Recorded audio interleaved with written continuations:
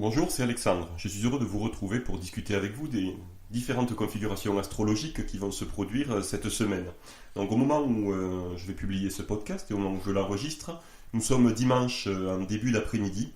La Lune transite son domicile, le signe du Cancer, et elle est malheureusement en opposition avec Mars, également un autre aspect dissonant en carré avec Mercure, et elle est également conjointe à son nœud lunaire nord. Donc habituellement, pour revenir sur le transit de la Lune en Cancer, lorsque la Lune est son domicile, donc, elle est libre d'exercer pleinement ses influences sans aucune entrave, et ça favorise généralement toutes les actions qui concernent la maison, la famille, le foyer, ce qui touche aussi à l'histoire, au passé, aux traditions. Ça va vous aider dans toutes ces démarches-là. Donc typiquement, si vous avez des choses à entreprendre par rapport à l'amélioration, à la réfection de votre maison, des choses également pour améliorer la sécurité, le confort que vous pouvez ressentir à votre domicile ou au sein d'un groupe également. Toutes ces choses-là seront favorisées normalement par un transit de la Lune dans le signe du Cancer. Il faut simplement faire attention à l'augmentation de la sensibilité. Mais ça, c'est la même chose à chaque fois que la Lune transite un signe d'eau. Faire attention également à l'émotivité qui est accrue lorsque la Lune transite le signe du Cancer. Comme on vient de le voir pour ce début d'après-midi de dimanche, les configurations ne sont vraiment pas intéressantes dans la mesure où on a déjà cette conjonction au nœud lunaire nord dont on a parlé dans l'email de vendredi. Également, je vais vous mettre un lien sur le nœud lunaire nord dans la description de ce podcast. C'est un article que j'ai écrit pour expliquer un petit peu, d'une part, de quoi il s'agit lorsqu'on parle des nœuds lunaires, nord et sud, bien sûr, mais également comment est-ce qu'on peut les utiliser en astrologie élective pour choisir le meilleur moment, ou en tout cas pour éviter de choisir un moment où la Lune est conjointe à ses nœuds lunaires. Je vais vous expliquer pourquoi est-ce qu'il faut éviter cela. Et puis aussi toute une partie de l'article qui traite sur les nœuds lunaires, que ce soit le nœud lunaire nord ou le nœud lunaire sud dans votre thème astral, pour expliquer à quel point ces deux points sont extrêmement importants, puisque quelque part ils vont marquer comme une boussole un petit peu la destinée de chaque individu. À la fois le point de départ de là où on part, notre zone de confort, nos vieux schémas, et puis là où il faudrait se diriger pour se réaliser pleinement dans cette existence. Et bon, je ne vais pas en dire plus puisque tout est écrit dans cet article. Il vous suffit de cliquer sur le lien qui aura dans la description de ce podcast ou de vous rendre directement sur le site alexandrejohan.com dans la rubrique articles. Ensuite, la Lune à ce moment-là est également en opposition à Mars, ce qui crée un déséquilibre entre l'imagination d'une part, ce que vous ressentez, et d'autre part l'action. Ça peut créer aussi une instabilité au niveau des émotions, de l'impatience, qui n'aide pas lorsque les émotions sont déjà très très fortes quand la Lune est en Cancer. La Lune est également en carré, donc un autre aspect dissonant avec Mercure, ce qui peut apporter des difficultés de compréhension, des paroles impulsives également. Donc vous voyez que c'est quelque chose de plutôt délicat, et il vaut mieux le savoir, puisque ça permet de tourner cette fois sa langue dans sa bouche, avant de prononcer parfois des paroles qui pourraient être désagréables ou qui pourraient être blessantes, malgré le fait qu'en plus qu'on ne les pense pas. À 19h27 aujourd'hui, la Lune appliquera encore un aspect dissonant, un carré à Jupiter qui apportera de l'excès encore dans les émotions, mais également dans les désirs. Un manque de maîtrise à ce niveau-là, donc il va encore renforcer ses énergies.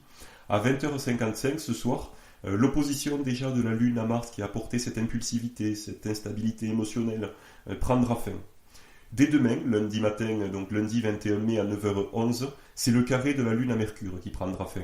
Ensuite, quelques minutes plus tard, à 10h, la conjonction Lune-nœud lunaire nord prendra fin. Ça, c'est une excellente nouvelle. Et puis en début d'après-midi, demain lundi, à 15h39, c'est le carré de la Lune à Jupiter qui s'achèvera. Donc vous allez bénéficier de 15h39 de la fin de ce carré Lune-Jupiter jusqu'à 18h47, heure où la Lune appliquera un carré au Soleil, donc encore un aspect dissonant.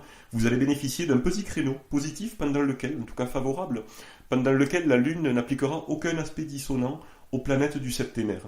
Donc voilà, si vous souhaitez profiter pour lancer des activités en lien avec la Lune dans le signe du Cancer, vous pourrez le faire donc lundi, entre 15h39 et 18h47. Le créneau est extrêmement mince, mais c'est intéressant de le savoir, puisque c'est quand même toujours positif de pouvoir bénéficier une fois dans le mois de ce transit.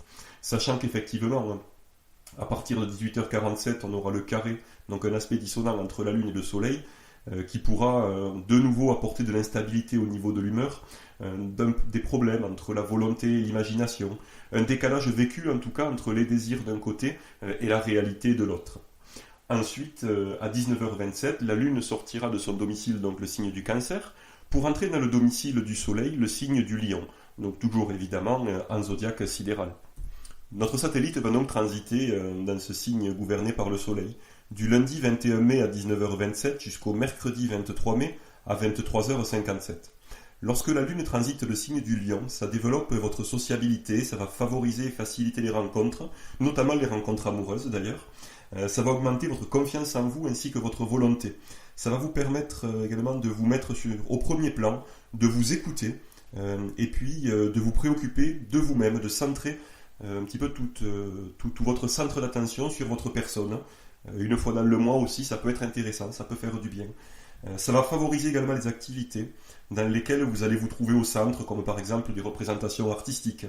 Ça va vous aider également, ça c'est l'astrologie traditionnelle qui nous le dit, si vous avez des demandes à faire ou des services à demander auprès de personnes haut placées, des personnes qui ont du pouvoir, qui ont des responsabilités, eh bien le transit de la Lune dans le signe du Lion est tout à fait favorable. Vous choisirez un moment pendant lequel la Lune ne fait pas d'aspect dissonant, d'un moment par exemple pendant lequel elle pourrait être favorisée, on y reviendra, mais notamment avec le sextile à Jupiter, et vous pourrez formuler ces demandes, et ces demandes seront appuyées par les influences astrales, par les influences astrologiques, et ça pourra accroître vos chances de réussite et vos chances de succès à ce niveau-là.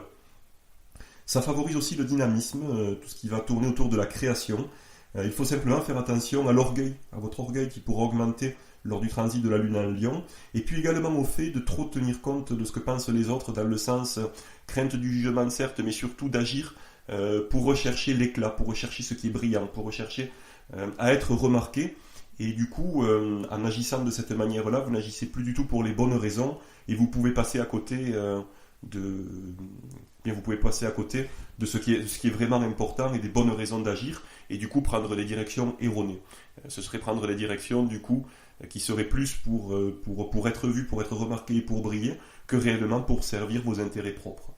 Donc on va regarder maintenant les différents transits, puisqu'évidemment, lundi 21 à 19h27, lorsque la Lune entrera dans le signe du Lion, elle traînera toujours avec elle les mauvais aspects qu'elle avait lorsqu'elle a quitté le signe du Cancer, notamment le carré au Soleil, qui, je vous le rappelle, est le maître du Lion, donc évitez absolument de débuter des activités en lien avec le signe du Lion lorsque son maître fait un aspect dissonant, ici un carré avec la Lune.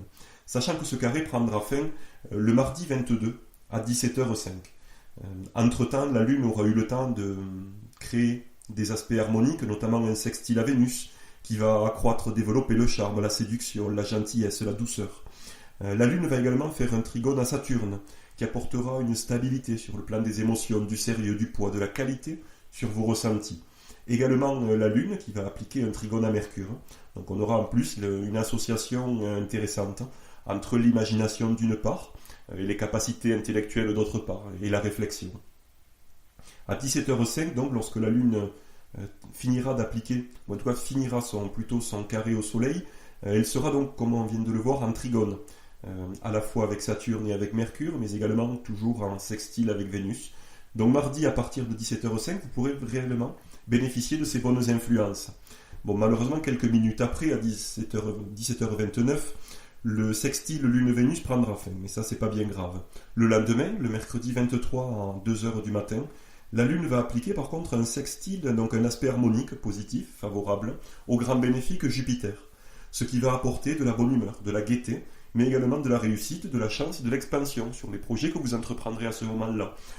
Ce sextile durera jusqu'à 16h mercredi, donc vous avez une belle partie comme ça de la journée de mercredi, durant laquelle vous allez pouvoir profiter bien de cet aspect extrêmement favorable qui va favoriser vos actions et vos activités. Donc typiquement pour lancer des actions liées à la sphère d'influence du Lion et de ce transit de la Lune dans le signe du Lion.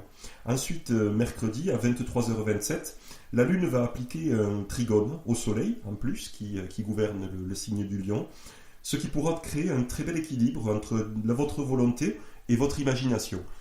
Ça, c'est quelque chose qui est très intéressant, qui favorisera en plus encore les influences de ce transit. Bon, malheureusement, ce sera un petit peu tard pour en profiter, puisque ensuite, à 23h41, la Lune appliquera un trigone, donc un aspect harmonique à Mars, qui vous permettra d'aligner vos actions sur votre imagination et votre intuition, de vous aider également dans vos prises de décision, dans vos actions, de toute votre intuition et de votre imagination. Donc ça, c'est très très favorable. Malheureusement, entre guillemets, à 23h57, la Lune quittera le signe du Lion. Donc c'est pour cette raison qu'il est un petit peu difficile de profiter du trigone de la Lune au Soleil, puisque finalement, vous ne pourrez en profiter que 30 minutes. Dans la mesure où, à 23h57, la Lune va quitter le signe du Lion pour entrer dans le signe de la Vierge, gouverné par Mercure, et elle y transitera jusqu'au samedi 26 à 6h25 du matin. Donc on est là sur un signe de terre, un signe de mode mutable, qui va accroître l'envie d'apprendre et de comprendre. Ça va augmenter également vos capacités d'analyse et favoriser votre réflexion, ainsi que la recherche de solutions concrètes.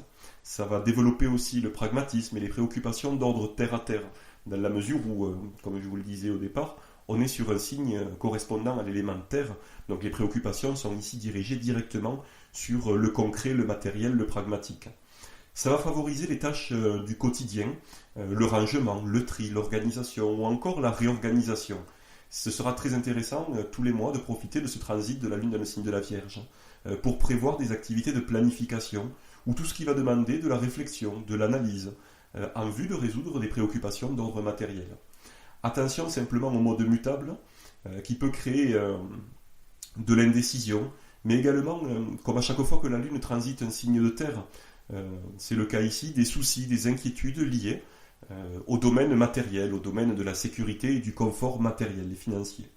Attention aussi à ne pas tout analyser, c'est-à-dire que par exemple d'appliquer l'analyse systématique et la réflexion systématique sur les domaines liés à la Lune, puisque ici c'est la Lune qui transite le signe de la Vierge, donc aux émotions, aux ressentis, c'est quelque chose qui est vraiment pas positif. On peut dans un certain sens chercher à rationaliser certains ressentis, mais le faire systématiquement comme langage le transit de la Lune en Vierge, c'est quelque chose qui peut être complètement stérile et plutôt destructeur, pas forcément destructeur, le mot est mal choisi, mais qui peut vous empêcher en fait de vivre des situations qui peut être intéressant de vivre, de profiter, de ressentir. Si on rajoute là-dessus la couche de l'ego, de l'analyse et de la réflexion, ça peut simplement gâcher le moment, puisqu'on passe à côté du moment, et puis pour au final ne rien en retirer de favorable. Voilà pourquoi à chaque fois je mets en garde contre cet excès de rationalisation, de rationalité, d'analyse, lorsque la Lune transite ce signe de la Vierge. Lorsqu'elle entrera donc dans ce signe, mercredi 23 mai à 23h57, elle sera donc en trigone avec le Soleil, en trigone également avec Mercure et avec Mars. C'est-à-dire qu'on a l'intuition, l'imagination, qui seront en accord avec la volonté, avec l'intelligence et avec l'action. Donc on est vraiment sur un moment particulièrement favorable pour passer à l'action. Le jeudi 24 à 1h39, le trigone Lune-Mercure prendra fin. Ensuite, à 8h17, la Lune appliquera un carré à Vénus, sachant qu'en plus Vénus est en opposition à Saturne, donc ça pourra créer des troubles affectifs. Il faudra faire attention à ce moment-là, en tout cas à vos relations. D'autant plus qu'à partir de 12h55, la Lune va appliquer un carré encore à Saturne, qui est l'aspect par excellence pour ressentir de l'insatisfaction, de la frustration, de la morosité, voire même de la tristesse. Vendredi 25 à 5h15 du matin, c'est le trigone de la Lune à Mars qui prendra fin. Puis ensuite, un petit peu plus tard, à 6h29, c'est le trigone entre la Lune et le Soleil qui s'achèvera. À 8h07, l'aspect dissonant, le carré donc entre la Lune et Vénus prendra fin. Et puis à 10h35, c'est le carré entre la Lune et Saturne qui prendra fin. À ce moment-là, vous pourrez profiter d'un créneau plus favorable, plus positif, puisque la Lune ne fera plus d'aspect dissonant, jusqu'à sa sortie du signe de la Vierge, le samedi 26 à 6h25 du matin. Donc, pour revenir sur ce transit de la Lune en Vierge, vous pourrez bénéficier de créneaux positifs et favorables du début de ce transit, le mercredi 23 à 23h57, jusqu'au lendemain, le jeudi 24 à 8h17, et ensuite à la fin de ce transit, donc du vendredi 25 à 10h35, jusqu'au samedi 26 à 6h25 du matin, heure à laquelle donc la Lune sortira du signe de la Vierge pour entrer dans le signe de la Balance. Elle y transitera jusqu'au lundi 28 à 14h53. Donc simplement pour vous donner des informations sur cette journée de dimanche, un transit de la Lune en Balance accroît et développe le charme, la gentillesse, la courtoisie, et également adoucit les relations, donc ça apporte de la diplomatie. Ça va favoriser les associations, qu'elles soient privées ou professionnelles, puisqu'en plus, Saturne est en exaltation, donc ça va apporter du sérieux, du concret, de la durée. Ça va créer des choses qui durent dans le temps. Ça va rendre les échanges plus doux, plus agréables, comme on l'a vu, ça va adoucir donc les désaccords. Ça va favoriser aussi les activités artistiques, puisqu'on est dans le domicile ici de Vénus, donc tout ce qui va être lié également au plaisir, à la beauté, à l'esthétique. Ce sera idéal pour prendre soin de vous, mais également de vos proches. Lorsque la Lune va entrer en balance, le samedi 26 à 6h25 du matin, elle ne fera pas d'aspect, comme on l'a vu. Donc cette configuration, sans aspect ni harmonique ni dissonant, va durer jusqu'à 11h25. À ce moment-là, la Lune va malheureusement appliquer un carré à Mars, et ce carré durera jusqu'au dimanche 27 à 10h23. À ce moment-là, la Lune ne fera plus d'aspect dissonant non plus, et vous pourrez même bénéficier d'aspects harmoniques, notamment d'un sextile à Saturne qui apportera du sérieux, de la stabilité, de la profondeur au niveau des émotions, mais également encore du trigone de la Lune à Vénus, dont vous pourrez profiter jusqu'au lundi 28 à 1h41. Donc finalement, vous voyez que sur ce week-end de la semaine qui arrive, vous aurez un petit creux, entre guillemets, des influences un petit peu plus négatives, d'impulsivité, de difficulté à maîtriser ses sentiments, des sautes d'humeur, du samedi 26 à 11h25 jusqu'au lendemain, le dimanche 27 à 10h33. Entre ces créneaux, finalement, de 6h26 jusqu'à 11h25 le samedi, ce sera plutôt positif, plutôt favorable. Et puis ensuite, évidemment, dimanche 27, à partir de 10h23 jusqu'à 20h37, vous pourrez bénéficier d'excellentes influences. Donc voilà pour l'analyse des différentes configurations astrologiques qui vont se produire cette semaine. Sachant que ce qui est intéressant, évidemment, lorsque vous avez des configurations comme ça, c'est d'aller voir la carte du ciel pour bien vérifier, évidemment, quand vous choisissez d'agir, que la planète qui signifie votre action, si ça concerne par exemple, comme on l'a vu sur la balance, Vénus, c'est bien de bien vérifier que Vénus ne fasse pas d'aspect dissonant. Lorsqu'on parle du transit de la Lune en Vierge, de bien vérifier que Mercure ne fasse pas d'aspect dissonant. Et ici, justement, il faut faire attention, puisque Mercure est en opposition avec Jupiter, ce qui apporte des difficultés de jugement, des excès au niveau aussi de l'activité mentale, un bouillonnement au niveau des idées, ce qui rend difficile de s'y retrouver en fait parmi toutes ces idées, et qui peut résulter en fait en une indécision profonde, qui vient accroître le mode mutable de ce transit de la Lune dans le signe de la Vierge. Donc il faudra faire attention justement à ce côté-là, à ne pas vous perdre dans vos idées, dans ce bouillonnement d'idées, et arriver finalement à vous fixer sur ce qui est le plus important, le plus intéressant pour vous, et à vous y tenir. Faire un effort là-dessus de continuité pour lutter, entre guillemets, contre les influences de ce mode mutable, qui est accru en plus avec cet aspect dissonant entre Mercure et Jupiter. Sachant que cette opposition de Mercure à Jupiter durera jusqu'au 28 mai. Donc faire attention, tout ce qui va concerner la sphère d'influence de Mercure, que ce soit l'intelligence, l'analyse, la réflexion, les études, tout ce qui est les activités intellectuelles, mais également les échanges, que ce soit les échanges de la communication, mais aussi les échanges commerciaux. Bien faire attention, puisque ce sera mal aspecté, on aura cette opposition donc avec de l'excès avec Jupiter. Également des difficultés entre la sphère d'influence de Mercure et la sphère d'influence de Jupiter, à savoir la loi, les contrats, mais également la moralité, et aussi tout ce qui va toucher à l'étranger et au voyage. Donc faire attention jusqu'au 28 mai à toutes vos activités importantes qui pourraient toucher à ces domaines-là, eh bien si vous pouvez les différer au-delà du 28 mai, ça ne sera que mieux, et attendre évidemment d'avoir des configurations intéressantes avec ces planètes. Donc, lorsque la Lune, par exemple, va faire un trigone ou un sextile à Mercure pour des activités commerciales, ou des activités qui vont nécessiter des capacités accrues de communication, d'échange, ou des capacités intellectuelles plus développées.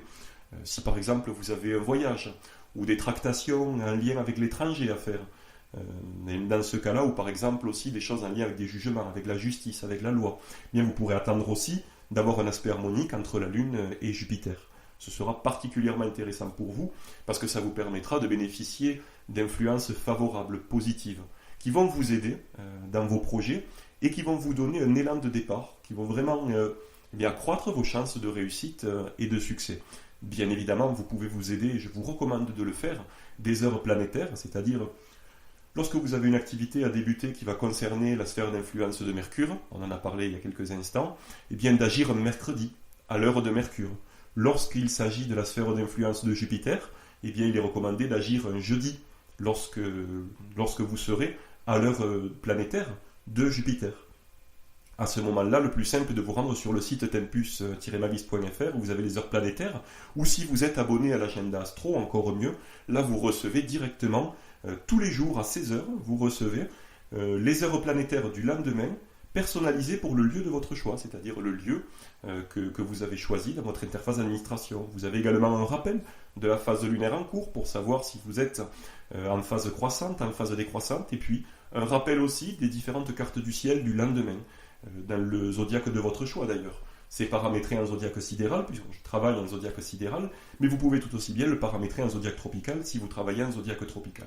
Et puis tous les jours de l'année, vous recevrez comme ça ces informations, avec en plus évidemment l'apparition des planètes rétrogrades, et puis aussi des nœuds lunaires. Donc vous ne pourrez plus passer dans ces cas-là à côté des nœuds lunaires, des conjonctions par exemple de la lune nœud lunaire, qui sont très importantes, puis comme vous le savez, il faudra éviter d'entreprendre des choses importantes lorsque la Lune sera conjointe à ses nœuds lunaires.